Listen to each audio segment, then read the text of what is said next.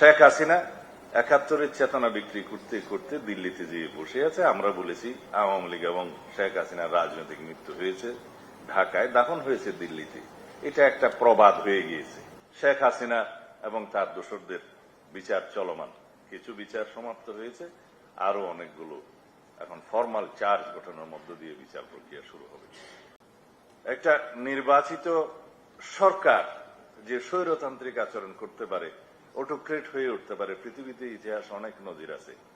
Hitler যখন নির্বাচিত হয়েছিলেন তখনও সেটা নির্বাচিত সরকার ছিল, কিন্তু হিটলার তো হিটলার হয়ে উঠলেন, তার নির্বাচনের মধ্য দিয়ে নির্বাচিত হিটলার হয়ে উঠলেন এবং সারা পৃথিবীকে ধ্বংস করে দিলেন। তার বিচার হয়েছে, মৃত্যুর পরে তাকে তো আর পাওয়া যায়নি, আত্মহত্যা করেছে, কিন্তু নুরেমবার্গ ট্রাইব্যুনাল তো হয়েছে, সেখানে দলের বিরুদ্ধে বিচার হয়েছে, ব্যক্তির বিরুদ্ধে বিচার হয়েছে।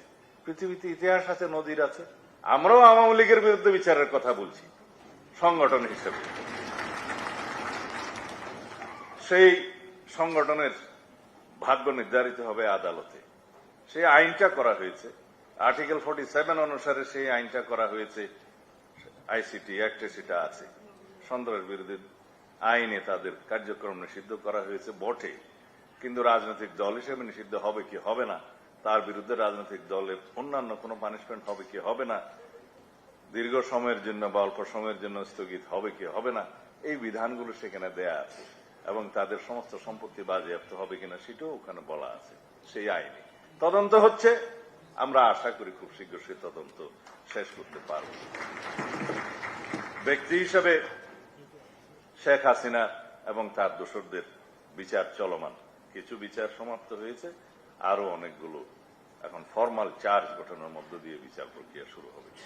আমি প্রসঙ্গক্রমে এই কথাগুলো মাঝখানে বললাম, কিন্তু আমাদের যারা বন্ধুরা, যারা গণতান্ত্রিক আন্দোলনে দীর্ঘদিনের সঙ্গী ছিল, কখনো কখনো তারা লুকিয়ে বা অন্যভাবে আন্দোলনে শরীক ছিল, প্রকাশ্যে তারা মাঠে ময়দানে খুব বেশি আন্দোলন করেনি। আমি যাদের কথা বলছি আপনারা অনুমান করে না। আমরা জাতীয় সংসদে বিতর্ক করব, মাঠে ময়দানে রাজনীতি করব, সেটা হবে গণতান্ত্রিক চর্চা। কিন্তু আমরা এমন চর্চা করব না যাতে ফেসিবাদের প্রত্যাবর্তন সহজ হয়।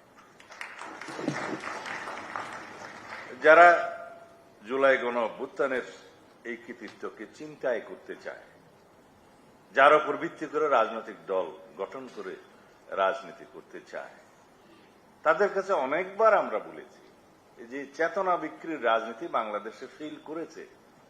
৭১-এর চেতনা বিক্রির রাজনীতি বাংলাদেশে মারাত্মকভাবে ফেল করেছে। শেখ হাসিনা ৭১-এর চেতনা বিক্রি করতে করতে দিল্লিতে যেয়ে বসে আছে। আমরা বলেছি আওয়ামী লীগ এবং শেখ হাসিনার রাজনৈতিক মৃত্যু হয়েছে ঢাকায়, দাফন হয়েছে দিল্লিতে। এটা একটা প্রবাদ হয়ে গিয়েছে। প্রবক্তা আমি হলেও প্রবাদটা হতে অসুবিধা তো নাই। কেন হয়েছে? এই চেতনার রাজনীতি।